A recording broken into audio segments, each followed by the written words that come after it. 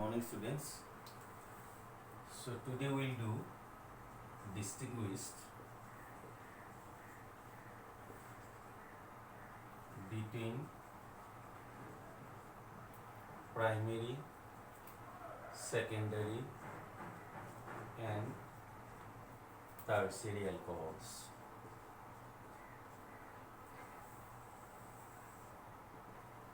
If you want to distinguish primary, secondary, tertiary alcohols, when you get primary, secondary, tertiary alcohol, in laboratory, how to distinguishing them? How to know that this alcohol is primary, this alcohol is secondary, this alcohol is tertiary? To do the test to distinguish primary, secondary, tertiary, you can use one reagent which is called Lucas reagent. So by using Lucas reagent you can distinguish them. We can distinguish primary, secondary and tertiary alcohol by using Lucas test.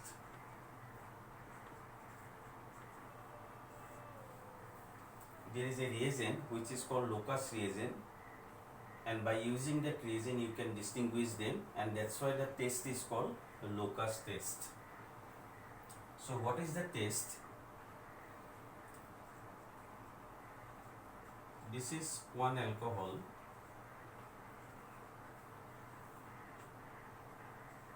and the alcohol is tertiary alcohol. When the tertiary alcohol reacts with HCl in presence of zinc chloride, then reaction takes place. The OH group will be replaced by this Cl, OH minus, and replaced by Cl minus. Nucleophilic substitution takes place, and the product you will get one tertiary haloalkane, and side product will be water. And this compound, the product form, it gives turbidity immediately.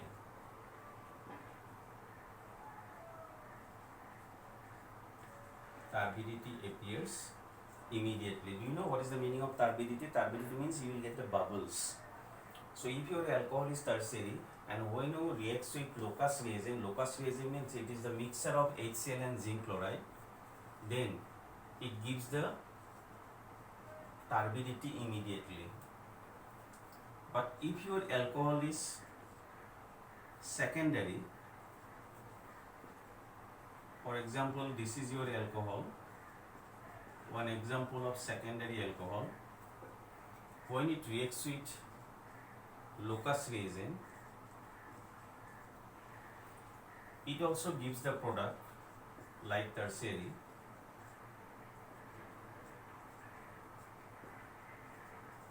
But here bubbles, turbidity appears after 5 minutes. And if your alcohol is primary, suppose this is one primary alcohol, when it reacts with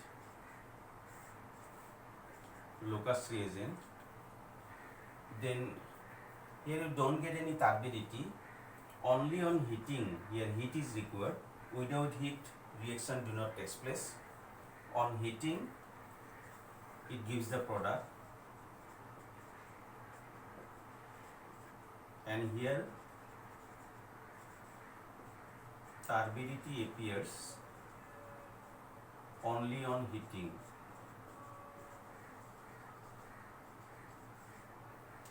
So this is one of the method to distinguish the primary, secondary and tertiary alcohol. You can distinguish primary, secondary and tertiary alcohol by using Lucas reagent.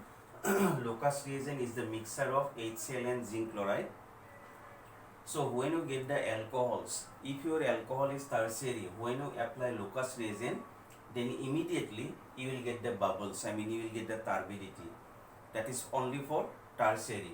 But if your alcohol is secondary, if you apply Lucas reagent, then turbidity appears after some time. After 5 minutes, you will get the turbidity.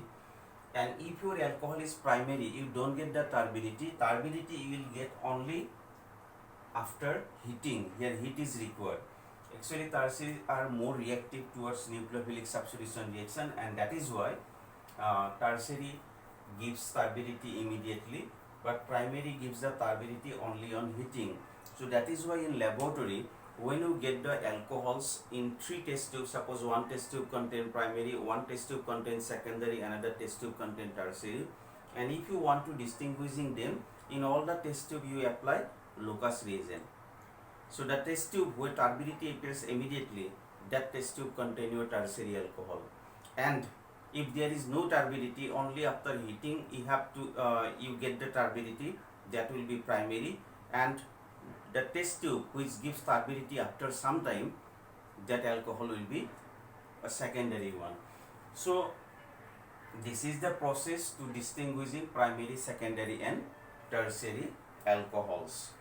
So these are about the reactions of alcohols. Now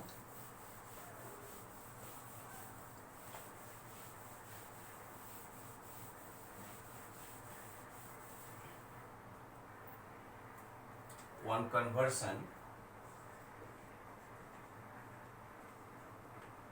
from alcohol. This is methanol, or you can write like this also, methanol to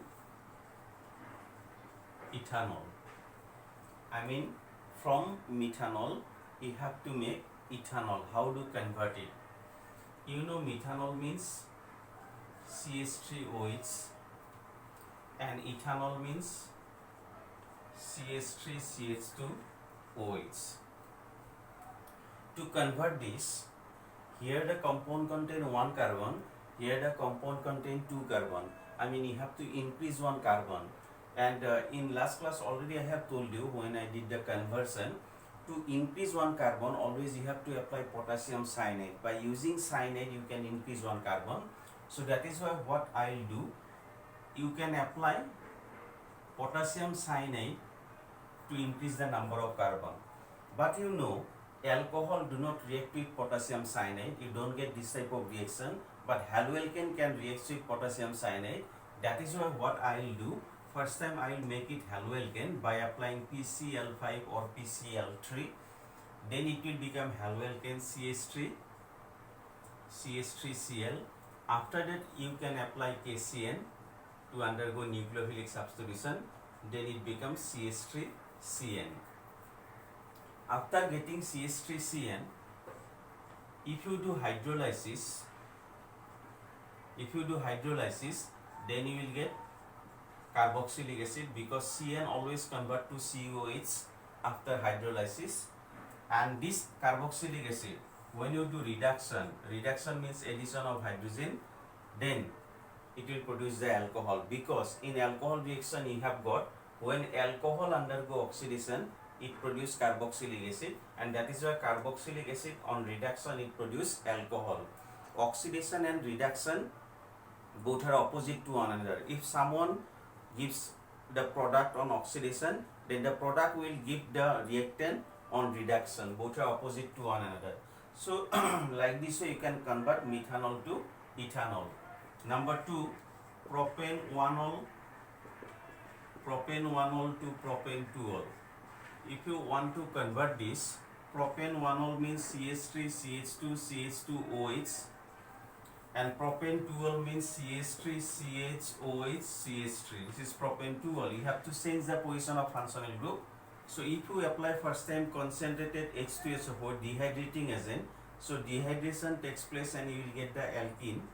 After getting alkene, you add HBr, then you will get CH3CHBr, CH3, Markovnikov rule. After that you can apply KOH aqueous, you will get the propane-2-ol. Bromine will be replaced by OH. So these are the methods to convert from one compound to another compound. Thank you.